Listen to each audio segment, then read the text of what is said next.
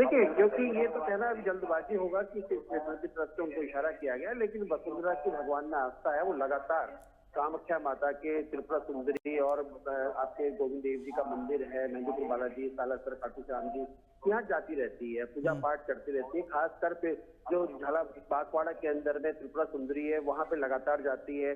दतिया के अंदर में जो माता जी का स्थान है, वहां जाती है। कामाख्या माता के लगातार जाती है, पूजा पाठ करती है। तो निश्चित तौर पर उनकी भगवान में आस्था है।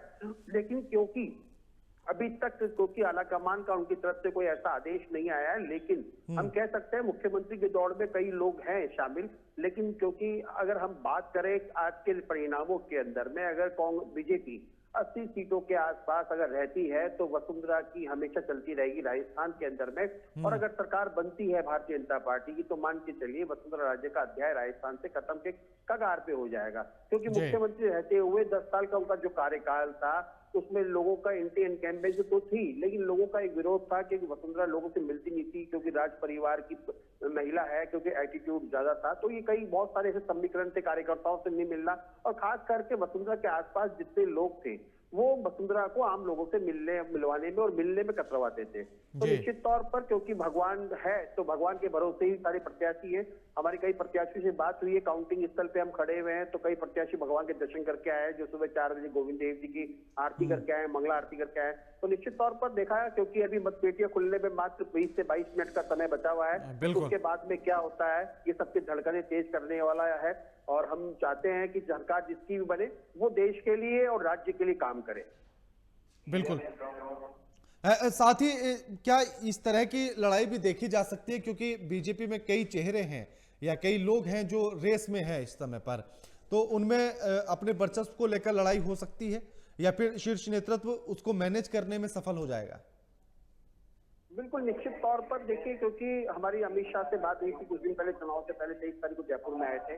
तो उन्होंने पत्रकारों के सवालों के जवाब में कहा था कि हमारा विधायक दल की बैठक में तय होगा कि मुख्यमंत्री कौन होगा, क्योंकि मुख्यमंत्री की दौड़ में बहुत सारे चेहरे हैं इसके अंदर में। क्योंकि राजस्थान के मुख्यमंत्री की अगर हम बात करें, आगे पिछली बात करें, आगे की बात करें या होने वाले की बात करें, तो यहाँ पे जातिवाद का विशेष ध्यान दिया जाता है।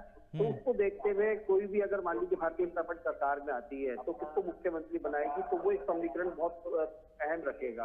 क्योंकि अगर वसुंधरा को अगर मुख्यमंत्री बनाती है, तो उनकी एंटी इनकम्बेंसी पिछले जो 5 साल थी, तो भारतीय जनता पार्टी का जो नेतृत्व है, जिनकी उनकी गुटबाजी चल रही है, अगर हम प्रोफेसर सीपी जोशी की बात करें या चंद्रशेखर की बात करें, तो वो तमाम नेता हैं जो वसुंधरा गुट के नहीं माने जाते हैं। क्योंकि इस बार टिकटों के वितरण के अंदर में वसुंधरा गुट के लोगों को टिकट नहीं दिया गया था। क्योंकि एक बात मैं अपने दर्शकों को बताना चाहूंगा कि जिस प्रकार से भारतीय जनता पार्टी ने इस बार सनातन धर्म के आधार पर, हिंदू मुस्लिम के आधार पर चुनाव लड़ा है, वसुंधरा के मुंह से कभी भी आज तक हमने ऐसा नहीं सुना। तो सभी समाज को साथ लेके चलती है, इसलिए यूनुस खान हमेशा से डीडवाना से जीतते हुए आए थे।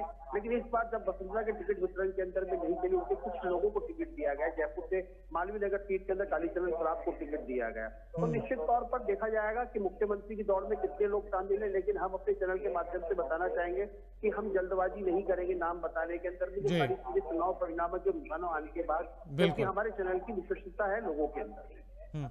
बिल्कुल। अब तो वैसे भी कम ही समय बचा है अविनाश जी, लगभग 15 मिनट के आसपास का अब समय बचा है।